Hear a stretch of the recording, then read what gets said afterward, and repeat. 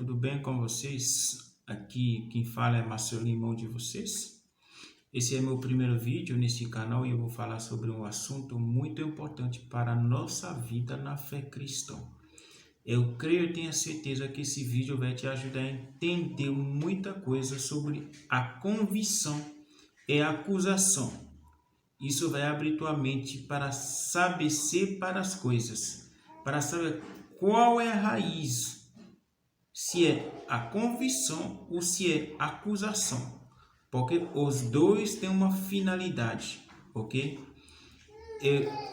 Comenta, curta, compartilha. Então vamos lá. A convicção é um ato de convencer alguém. É um ato de abrir os olhos de alguém a reconhecer algo, ok? Então, quem faz essa obra na vida de um cristão é o Espírito Santo de Deus, ok? O Espírito Santo de Deus que convence uma pessoa. E de que, claro, convence a pessoa do pecado. Jesus nos fala lá em João 16, que quando o Espírito Santo vier, ele convencerá o mundo do pecado. Essa é a obra do Espírito Santo. Ele convence uma pessoa do pecado. Ele coloca a luz sobre o pecado para uma pessoa. Ele revela o pecado para uma pessoa. Ele não esconde, ele revela, ele mostra. Isso é a obra do Espírito Santo. É a convicção, tem uma finalidade, leva a pessoa ao arrependimento. Então, quando o Espírito Santo convence uma pessoa, leva essa pessoa ao arrependimento, ao quebrantamento. Isso é a obra do Espírito Santo de Deus. E quando uma pessoa se arrepende, ele se aproxima cada vez mais de Deus.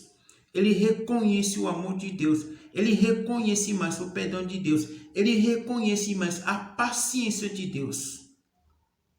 É óbvio que ele não tolera, que ele não usa o amor, a paciência, a bondade de Deus para pecar. Mas se ele cair em pecado, como a Bíblia diz, João, 1 João, ele se arrepende. O Espírito Santo o convence e ele se arrepende desse pecado. Isso é obra do Espírito Santo. E essa convicção, gerando arrependimento, aproxima a alma para Deus. Leva a pessoa para estar mais perto de Deus. Quando o Espírito Santo te convence, me convence, a gente chega mais perto de Deus. Nós temos um exemplo clássico na Bíblia. Veja a vida de Davi. Quando ele foi repreendido por Naamã, quando ele foi convencido, o que ele fez? Pequei. Reconheceu, assumiu, não deu uma desculpa. Não deu desculpa, assumiu, se arrependeu. E nós vemos Salmo 51 como a prova de alguém que se arrependeu genuinamente do pecado, porque ele foi convencido. E esse arrependimento gerou em Davi vários salmos sobre o amor de Deus, sobre a paciência de Deus, sobre a grandeza da misericórdia, da fidelidade de Deus. Então a convicção aproxima essa pessoa de Deus. E quando nós falamos também sobre Pedro, Pedro negociou o Senhor 3 vezes. Mas quando a luz cair, quando a escama cair nos seus olhos, ele chorou amargamente, se arrependeu, se aproximou mais do seu Senhor, serviu ele até a morte. Isso é a obra do Espírito Santo, convencer você. Se é acusação, a acusação é um ato de culpar alguém, de imputar a culpa sobre a pessoa, responsabilizar a pessoa, a paga pela culpa. O diabo é o autor de acusação. Em Apocalipse 12, em Jó 1, em Zacarias 3, nós vemos a obra do acusador, que é acusar. É o diabo que tem esse poder de acusar você, de carregar você de culpa, de te mostrar que não tem mais saída para você. A acusação tem esse poder, endurecer o coração de uma pessoa, afasta essa pessoa de Deus. Isso que faz o diabo. Quando ele te acusa, seu desejo é que você se afasta de Deus, que você fique longe de Deus. É isso que o diabo faz. E quando a obra do Espírito Santo aproxima de Deus, a obra do maligno afasta de Deus, ok? O diabo te acusa para que você fique longe de Deus. O Espírito Santo te convence para que você se aproxime mais de Deus.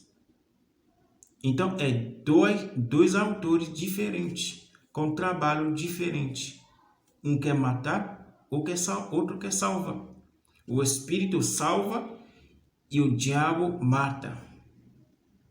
Então, quando você começar a perceber que você começa a se afastar de Deus, e você não tem mais coração de orar, você não tem mais a vontade, você sente um peso de orar, você sente um fardo de aproximar da palavra de Deus, você fica longe, é o poder da acusação sobre você. É o diabo que te carrega de culpa, que te faz pensar que Deus não pode perdoar você. É um ato do maligno. É um ato poderoso que ele usa para paralisar os cristãos, para desanimar os cristãos na caminhada, acusar.